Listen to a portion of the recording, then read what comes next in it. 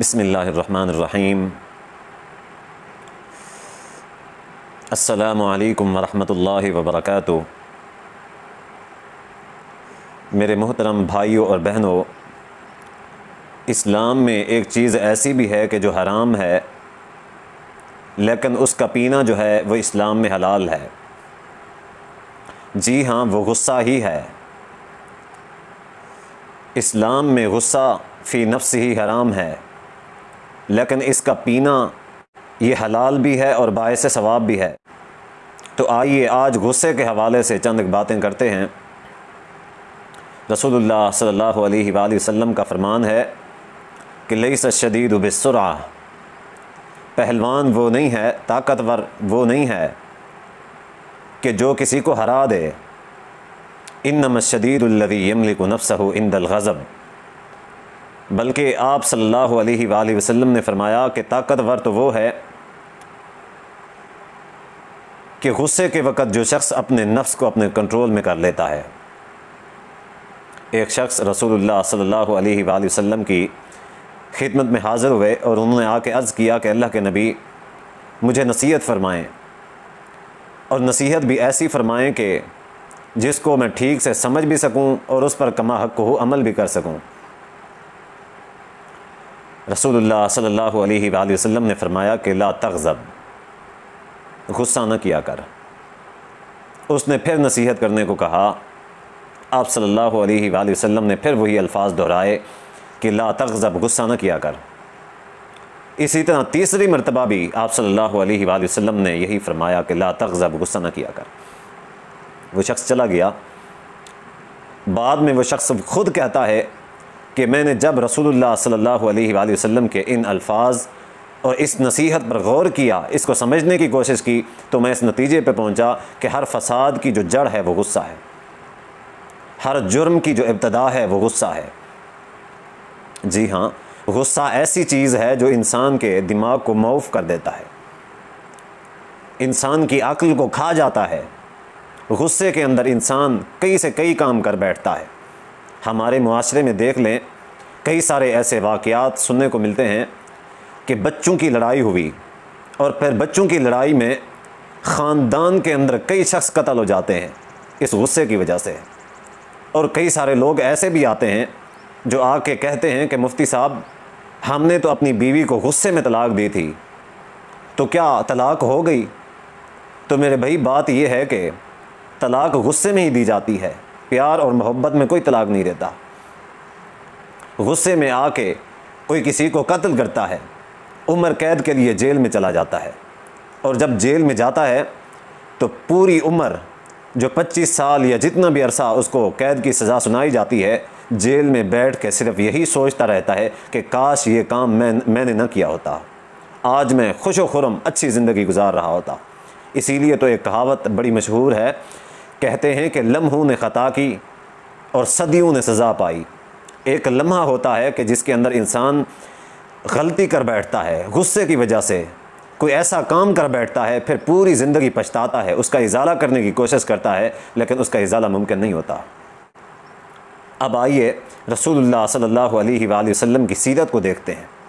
हज़रत अनस बिन मालिक रज़ी अल्लाह तआला अन्हु रिवायत करते हैं कि रसूलुल्लाह सल्लल्लाहु अलैहि वसल्लम के साथ मैं जा रहा था, आपके कंधों के ऊपर नजरानी चादर थी। एक शख्स पीछे से आया, अराबी था, देहाती था, ना समझ किस्म का शख्स था। उसने आके अल्लाह के रसूल सल्लल्लाहु अलैहि वसल्लम की उस चादर से पकड़ा और आपको अपनी तरह मुखातिब करने के लिए ज़ोर से खींचा। अनस बिन मालिक रज़ी अल्लाह तआला अन्हु फरमाते हैं कि मैंने देखा आप सल्लल्लाहु अलैहि वसल्लम के कंधों के ऊपर, गर्दन के ऊपर आप अलैहिस्सलाम के निशानात पड़ गए। आप मुड़े उस शख्स की तरफ, और मुड़कर जब मुड़े तो अनस बिन मालिक रज़ी अल्लाह तआला अन्हु फरमाते हैं कि आपके चेहरे के ऊपर मुस्कुराहट थी। आपने उससे पूछा कि हाँ भाई, क्या चाहते हो, क्या बात है, क्या कहना चाहते हो, कहो। तो उस शख्स ने अर्ज़ की कि अल्लाह के रसूल, आपके पास जो अल्लाह का माल है उसमें से आप मुझे भी कुछ दे दें। तो हदीस में आता है, अनस बिन मालिक रज़ी अल्लाह तआला अन्हु फरमाते हैं कि रसूलुल्लाह सल्लल्लाहु अलैहि वसल्लम ने हुक्म दिया कि इस शख्स को भी दे दिया जाए। अब देखें, आप सल्लल्लाहु अलैहि वसल्लम का कुव्वत बर्दाश्त को देखें इतनी बड़ी शख्सियत हो के एक आम सा शख्स आके आप सल्लल्लाहु अलैहि वसल्लम के साथ ऐसे पेश आता है और आप सल्लल्लाहु अलैहि वसल्लम मुस्कराते हुए उसके साथ पेश आते हैं। उमर बिन अब्दुल अज़ीज़ रहमहुल्लाह, उनके बारे में है कि मस्जिद में रात के वक़्त दाखिल हुए। जब मस्जिद में दाखिल हुए, अंधेरा था, एक शख्स मस्जिद में सोया हुआ है, उसके साथ उनका पाँव टच हो जाता है। जब पाँव टच हो जाता है, वो शख्स गुस्से के साथ खड़ा हो जाता है और खड़ा होके उमर बिन अब्दुल अज़ीज़ रहमहुल्लाह से कहता है कि क्या तुम अंधे हो, क्या तुम अंधे हो? तो उमर बिन अब्दुल अज़ीज़ रहमहुल्लाह जो थे, उन्होंने फरमाया कि नहीं, मैं अंधा नहीं हूँ। साथ में उनका ग़ुलाम था, वो गुस्से की वजह से उस शख्स की तरफ दौड़ा,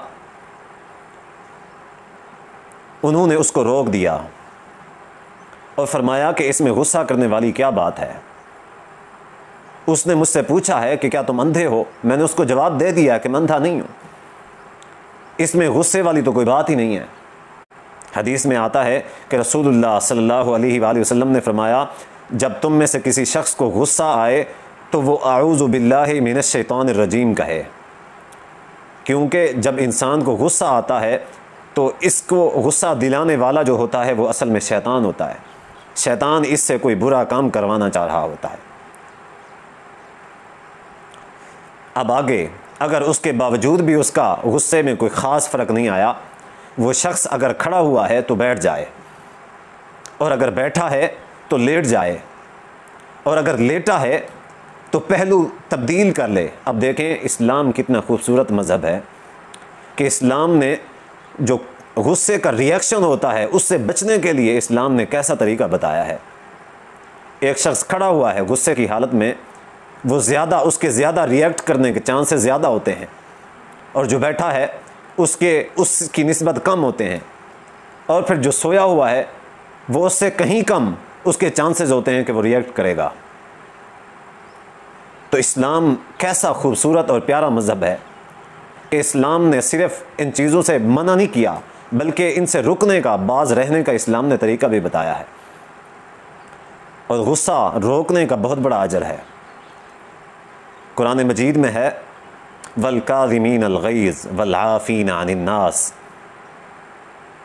अपने गुस्से को कंट्रोल करने वाले, लोगों को माफ़ करने वाले, वल्लाहु युहिब्बुल मुहसिनीन, ये नेक लोग होते हैं और अल्लाह तबारक व तआला नेक लोगों को पसंद फरमाता है।